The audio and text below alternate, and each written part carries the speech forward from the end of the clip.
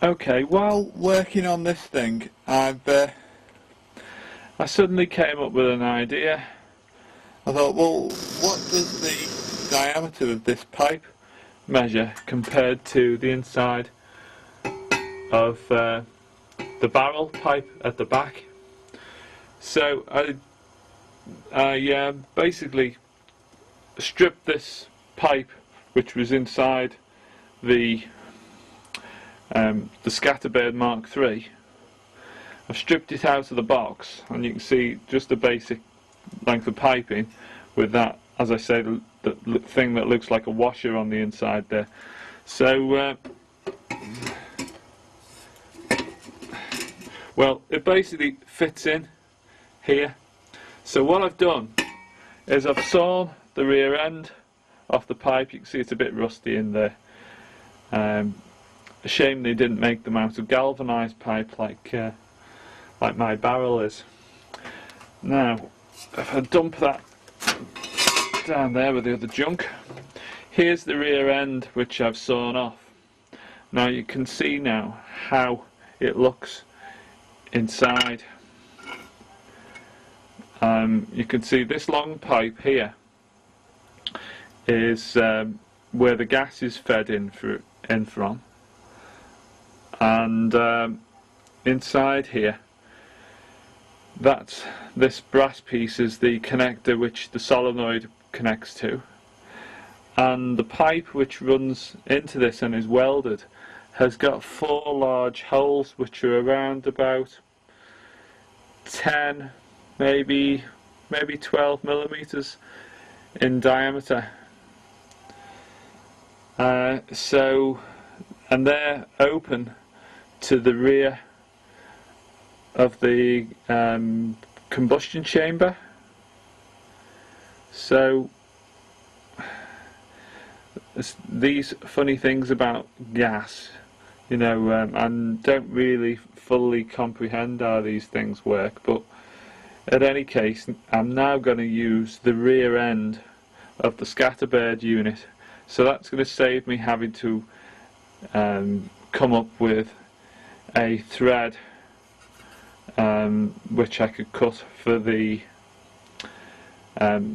spark plug to fit in. So, as a matter of interest, have a look at this.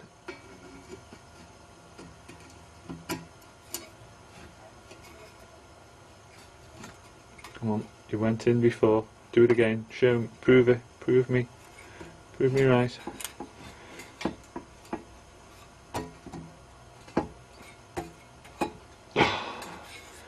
I've just had this mounted in the vise while I stripped the solenoid off the back, so I've probably slightly squashed something. There we go. Perfect. Look at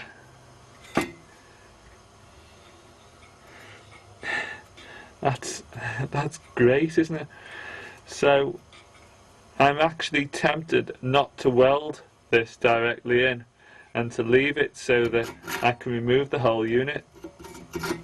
I think that's quite a nice little idea. Like, you can tell from the way the thing's designed there with gas, with these holes being open, that the thing's not designed to take a really extremely high pressure due to the way that's configured. So I think I should be able to rig up some form of collar, like a flange system around on here, with some screws around it, maybe 4 or 6 screws running around it. Like these are already there welded on, but if I was to take those off and put a larger disc on and another one onto the barrel, I could connect the two together, and then if I ever needed to, I could remove the rear end of the unit out from the back of the breech. If I needed to do some sort of maintenance on the rear end, or let's say for instance someone jammed a big rag down the inside of the barrel, I would be able to strip the back end out and get it out. So I think that's a nice feature.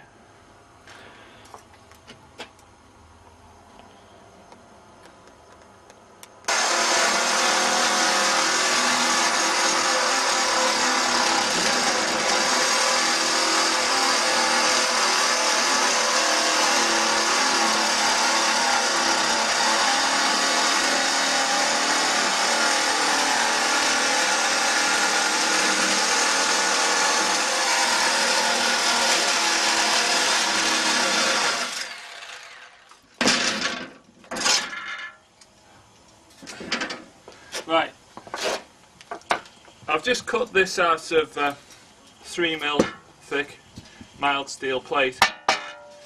Now this here is going to be the breech section on the back of the gun barrel. Basically what I'm going to do is, this is a 6-inch square section here, and I'm going to cut a round hole in the middle of that, and that's going to be welded onto the back end of my barrel.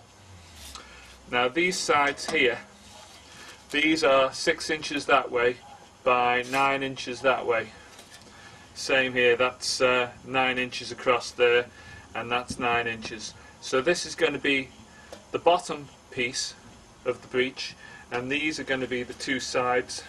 So once it's all folded up into a box with the rear end and the top open, then I'll weld them all up.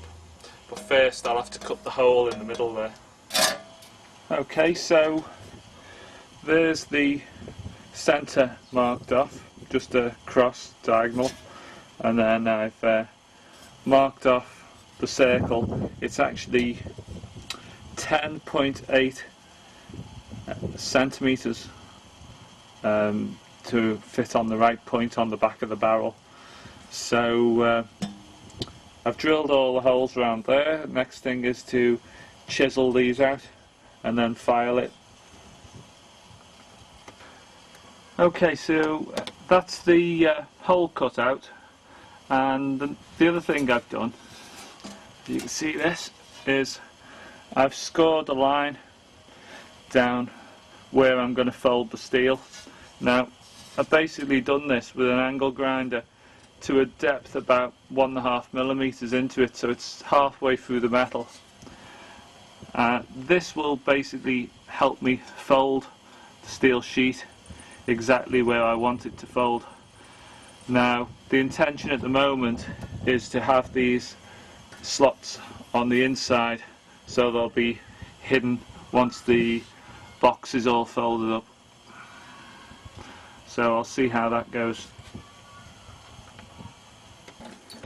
So I've set it up in the vise between two pieces of angle iron, and you can see there's a G-clamp running here through the hole which I've cut.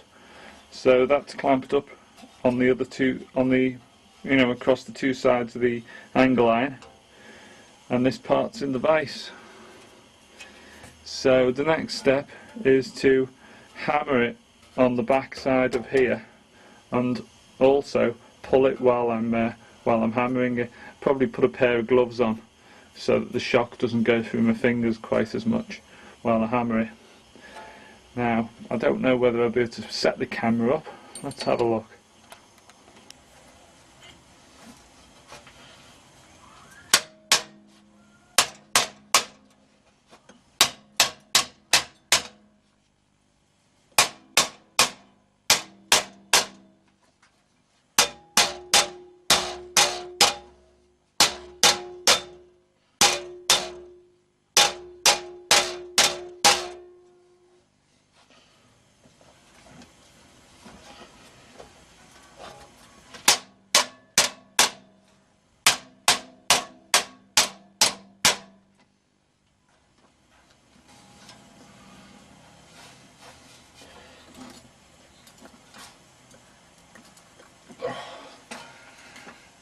Yeah, quite hard this. Try a bigger hammer, I think. Gonna need a bigger hammer.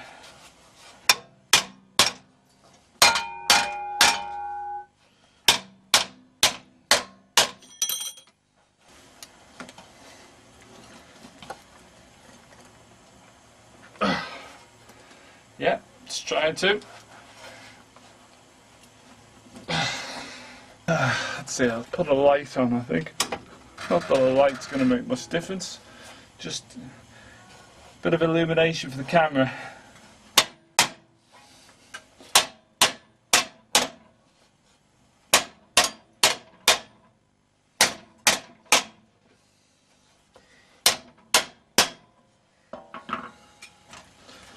Let's try her again.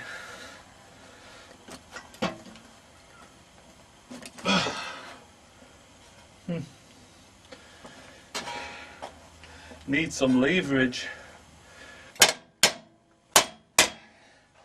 Anyway, I'll pause the camera for now. Give myself a bit of a chance to do a bit of swearing, and hopefully when I turn the camera back on, it'll be done. Right, there you see, it can be done. That's the shape I'm working on. So the next thing to do is probably put a couple of welds in this thing. I'm going to have to basically put it in the vise and hold it the right shape while I put a few welds on this, and then see how it looks. Right, this is how I've managed to clamp it all up into position. It's taken a little while, but you can see I managed to get there. So what I've done is I've I've mole gripped a piece of angle iron in between here and here using these long reach mole grips here and these standard ones there. Then I've used various other clamps to clamp the metal down against the other side of the angle iron. You can see I've put a long clamp all the way through the box to clamp it to there. So what I'm going to do next is I'm not going to weld this piece of angle iron inside there. I'm going to do the welding round on this side here. I'm going to weld it from outside of the box and then grind it back. I may put some welding on the inside as well if I feel it needs it, but it probably won't. Then once I've done that, then I'll make a decision on what I do here. What I may be able to do is get a small piece of angle iron, a cut off piece, and temporary tack weld it here, maybe in 2 points, maybe there and there, but by the time I've done the welding down in this area here, it's probably going to hold this part. I could possibly put a small tack on that corner just to hold it in that corner, and then weld a scrap piece of angle iron on here. Then I can take all these clamps away and hopefully it'll all hold in position. And once it's welded up, it looks pretty much like that. So the barrel's going to slide in through here, and I originally said I was going to weld it on this side, but I'm not actually going to be able to do that now. So when the barrel slides through, I'm going to have to weld it on the outer edge and just hope I can make it look nice. I think I'll get away with it. These welds have worked out quite well.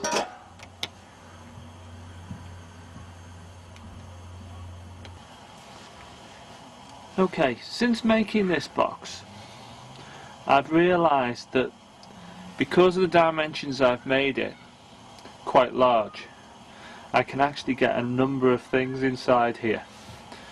For instance, here's the rear end of the combustion chamber. Now that's going to be sat in there, approximately that position there, inside of the barrel, inside the rear of the barrel, and the gas jet, the brass thing at the top there, is going to be, as I show it there, at the top, and down at the bottom, that's going to be where the spark plug is going to sit, because as I've mentioned before, the gas is heavier than air, so it drops down to the bottom. Now, I've also realised that I've got plenty of room to put one of these lead acid gel batteries in. Basically, I've got space in here to put one of these batteries inside. Now, the other thing is, obviously I've got the gas solenoid which is going up on there. Looks to be space for that in there. Possibly I could rotate that round very slightly to that sort of position to make sure that the solenoid had space in there. But I think it will. Then there's the controller board, because I've realised there's enough room for the controller board. Now here is the actual controller board I've stripped out of the scatterbird. Now you can see quite a neat job. You basically connect 4 wires on the back of here, the pos and neg supplies, and then you've got an output which goes to the coil to generate the spark, and you've got an output which operates the solenoid. So that's it there. Now if I rotate this casing round now, you'll notice that I've put a nice big hole in the side. Now I probably didn't need to make the hole quite that big. I realised afterwards that I could have probably made it smaller.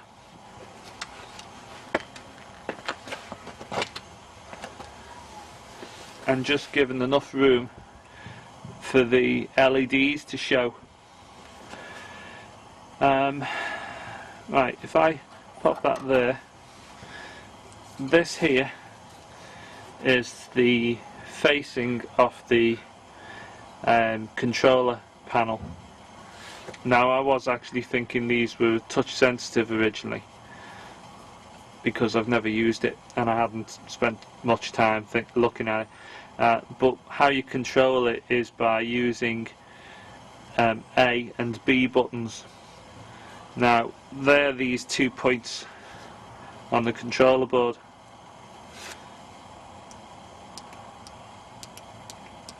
If you can hear that, they're the 2 buttons.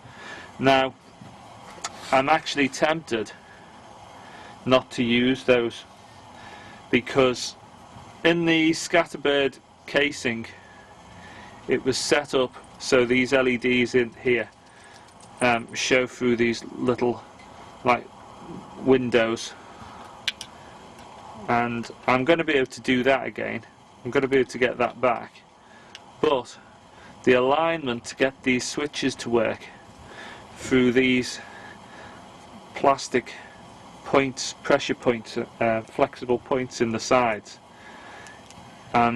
it's quite hard to achieve, and I suspect it's going to cause failure when it's out in the field. So I've looked at the circuit board, and the circuit board is basically just using these switches as a push to make switch. There's nothing fancy about them. There's no push to make and push to break on one side. They're just push to makes.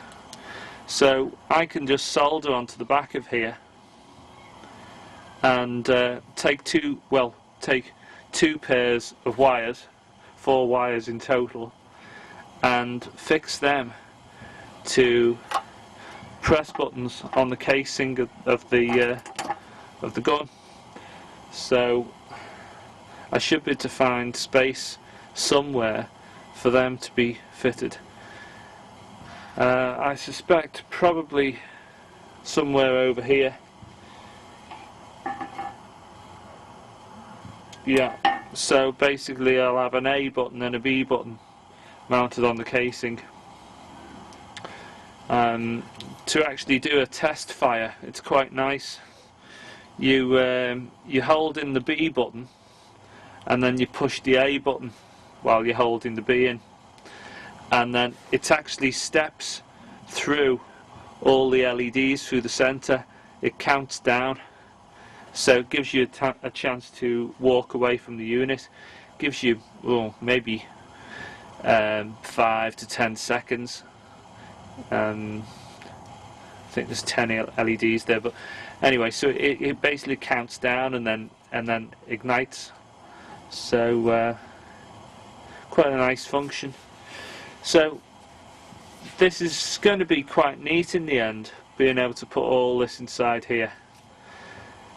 I know it's not going to look terrifically realistic, but I think it'll look not too bad. For instance, over this side of the case, if I wanted, I could actually lower that or bend it over in a curve, or maybe just angle it at 45 degrees like the more like the real one is. It has a curve on the casing which swings round like that, so one half of the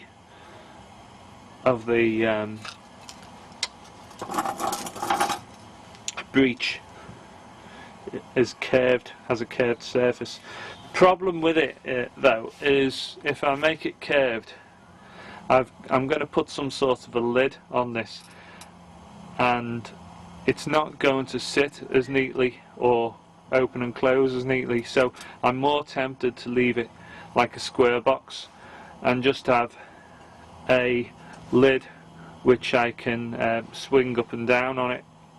It could be that I might even have to cut this point here on an angle, or I'm not really sure how I'm going to do the rear end. Maybe the rear end can be unscrewed and just have the top lift up and down, or maybe that's good enough. Just lift the top up and down and lift this battery out from a compartment vertically.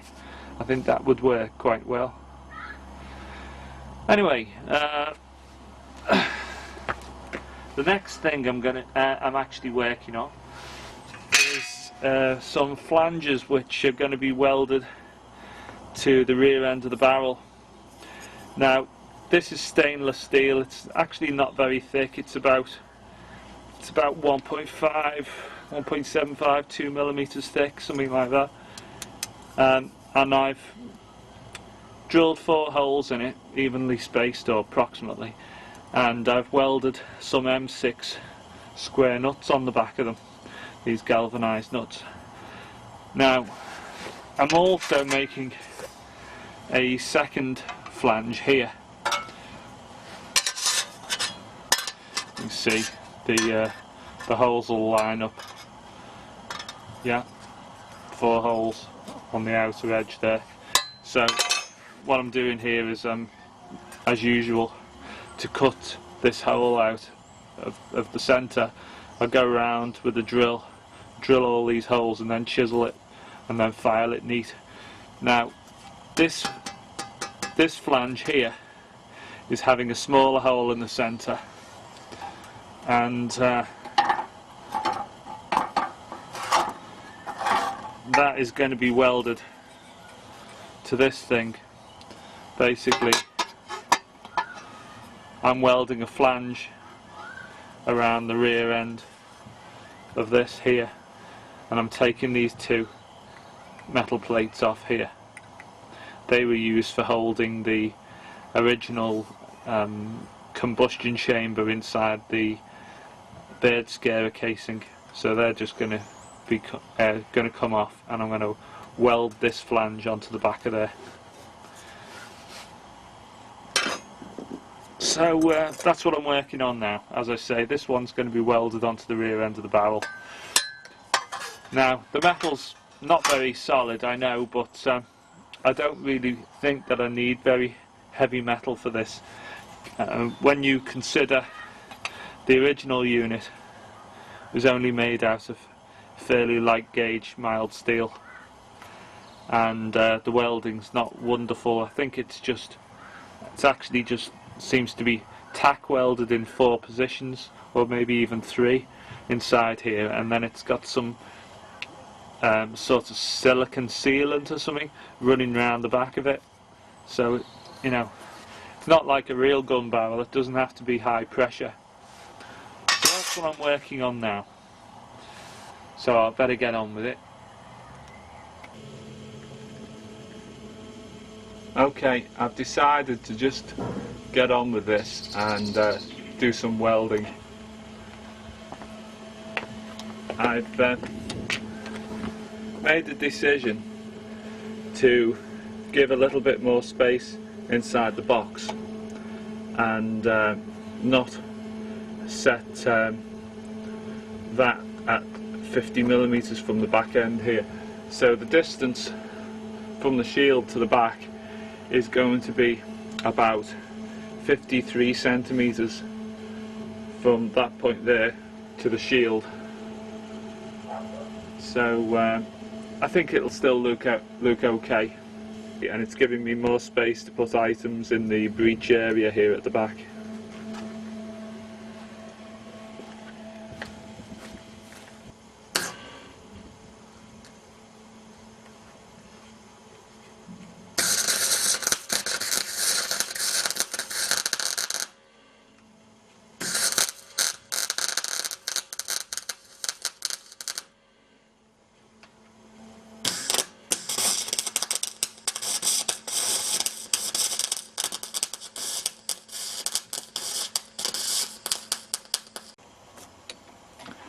Okay, that's it welded on. Welding's not particularly beautiful, but I think I'll be able to get around that problem. Right, so I've put the, as I said, put the rear end of the Portec gas combustion chamber in here now. It's bolted in. You can see I've bolted in with 4 M6 bolts. Hopefully that's going to be strong enough for it. As I say, I'm not propelling anything, it's just to make a bang. Hopefully nothing will go wrong and the back end won't explode back in and smash my whole control board to bits. Well, as I say, if it's not propelling anything, it's just making a bang come out the pipe.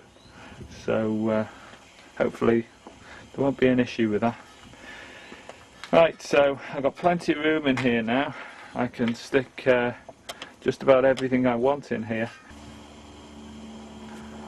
This is what it'll look like from the side of the breech when the control panel's fitted in it. Just temporarily put the fascia panel on, but what I'm going to do when it's finished is I'm going to have some sort of a hinged aluminium or stainless steel panel which will flap up and down here, so you won't see this normally. The other thing I'm thinking about doing, and hence why I've moved the barrel further forward inside the breech unit, is I don't like the buttons which are mounted behind little flexible pieces of plastic there. I have a feeling in time they're going to fail. Also, the setting up of them, setting up of the control panel behind here is quite finicky. So what I'm planning on doing is mounting the control panel behind it so that the LEDs show through the holes and are visible there. But when it comes to the 2 press buttons, which is, well, A and B, I'm going to solder from the control board inside here and mount 2 press buttons over here. Now what I need is 2 waterproof push buttons which aren't too large. I was looking on eBay, but they all looked a little bit bigger than they really needed to be. It's a shame really. things like for use on car horns and stuff like that, which handle 30 amps. I'm talking milliamps here. So I only need something small, but I do want it to be waterproof, because if this thing ends up sat outside all year round, I don't want the buttons starting to corrode and so on. Next thing, I've been looking at this picture here of the breech. Hopefully that's coming out alright. Looks like it is. Now, hang on, let's just get the camera still. Right, you can see it's got the rear end of the breech. Obviously, this part of the breech slides up and down. Probably when you move this arm on the side, that lever, that probably moves up and down, and then allows you to put the round in. Now, I'm trying to think what I can do to make mine look a little bit more like that. So I had a little look around quickly in the garage, and I found this. Now, if I place that there, and you look again, there we are, you can see the two there, and I'm starting to get a bit of a similar looking shape to it. Now, what this is, it's a piece of mild steel with light galvanizing on it, and you can see it's got a thread cut on the inside up in there, you see, and it did have this piece here which threads into it, but I've held on to it for several years because, you know, it looks quite handy, nice sort of shape to it. Also, I acquired them several years back when I had a kit car, and I used them. I welded two of them together, one on top of the other, to raise the body on the suspension at the front. I put them on top of some McPherson struts, and they worked quite well. Anyway, that's what I previously used these for. So you can see it's approximately the right sort of shape. That one's obviously more curved, but I'm not over worried about that. That one's got a bit of just a slope to it. Now, so considering that, I've just gone and I've just hacked out a piece of this 3mm steel in a rough square, and that should weld across the back end of my box. So what I need to do is, I've found the centre there, mark that off. So the plan is, what I'm going to do is I'm going to take this caliper and I'll take a measurement of what that is there, and you can see it's just on 4 inches. So basically I need to cut a 4-inch hole out in here in my usual way. I'll mark the circle off, then I'll centre punch it, and then drill all the punch marks, and then chisel it, and then file it back. Now, the other thing to think on is, you can see obviously there's all this shaping to it here. So should I just be very, very simple and just have a square box with that mounted in the back,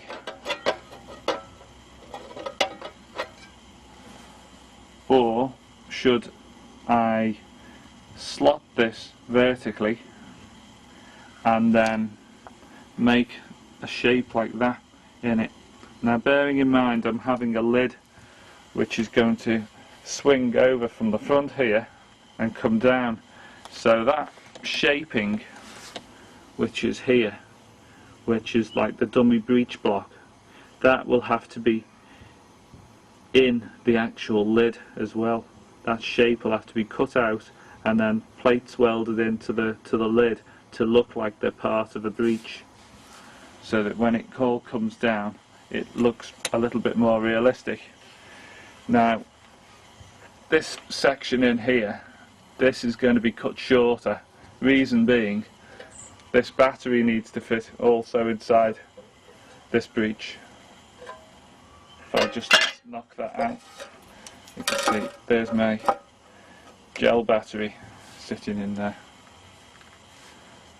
so that needs to be shortened down a little bit where that step is there. Going to hack that bit off and then just weld a plate across it. So what should I do? What should I do?